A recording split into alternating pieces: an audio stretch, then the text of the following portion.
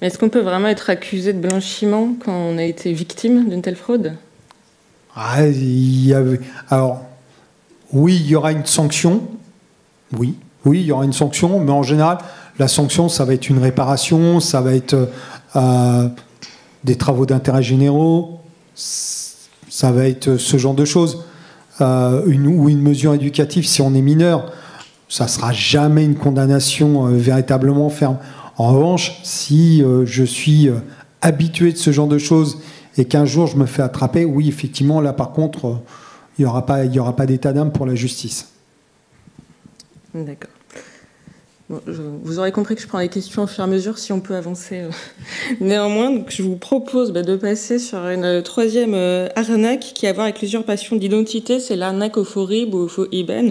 Donc là, vraiment, le principe, c'est de tromper la victime en lui envoyant un RIB en prenant l'identité d'un créancier, de manière à ce qu'il fasse un virement non pas vers le compte réel de son créancier, mais vers le compte de l'escroc. Et je vous propose un nouveau témoignage.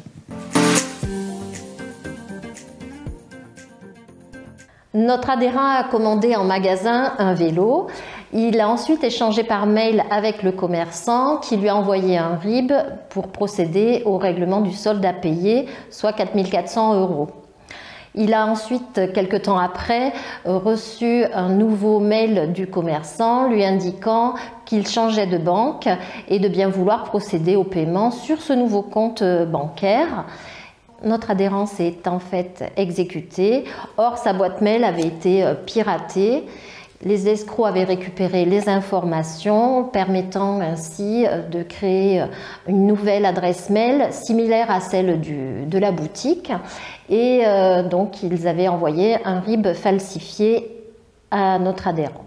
Il s'agit là d'une usurpation d'identité du magasin de vélos. Du côté de la victime, la banque a refusé de rembourser car il s'agissait d'une opération en fait autorisée. Notre adhérent, ayant été abusé, a donc porté plainte.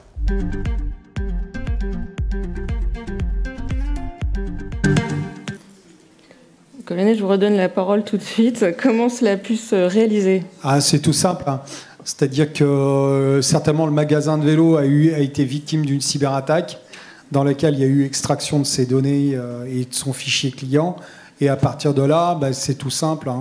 On se met en mode écoute entre deux ordinateurs et ce qui se passe entre la société et puis différents clients. On voit ce qui se passe au bout d'un moment. On capte une information intéressante. En l'espèce là, c'était une information qui visait au règlement d'un vélo. Je modifie le RIB. Je renvoie le RIB vers mon compte et puis ça part tout simplement. C'est totalement inaperçu, sauf qu'il y a des moyens pour contrer ça. C'est quand je paye une fois, je reçois un RIB. S'il y a un changement de RIB dans un temps très proche, j'appelle le magasin et je lui demande tiens, pourquoi vous avez changé de RIB? Parce que là, j'étais prêt à le faire. Là, vous verrez que tout de suite, s'il y a une arnaque ou pas. Surtout vu les sommes qui sont échangées pour un particulier.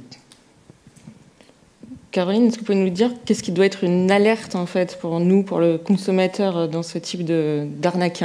Eh bien effectivement, un changement de RIB en cours d'opération, ça doit être un signe d'alerte.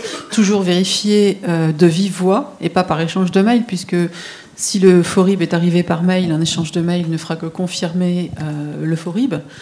Et ces situations peuvent être vraiment, peuvent amener à des situations dramatiques. Nous, on a vu des cas où c'était des notaires qui s'étaient fait hacker leur boîte mail et quand le montant de la fraude porte sur le prix de vente d'un bien immobilier, c'est extrêmement grave. C'est pas sur 4 000 €, c'est sur des montants bien plus importants. Donc là aussi, il faut être très vigilant et vérifier les IBAN, notamment, par exemple, si c'est un notaire, le code banque commence forcément par CDC, pour Caisse de dépôt et consignation. Et si vous avez un doute, vérifiez, demandez à votre banque de vérifier. Mais dans tout état de cause, toujours vérifier de vive voix.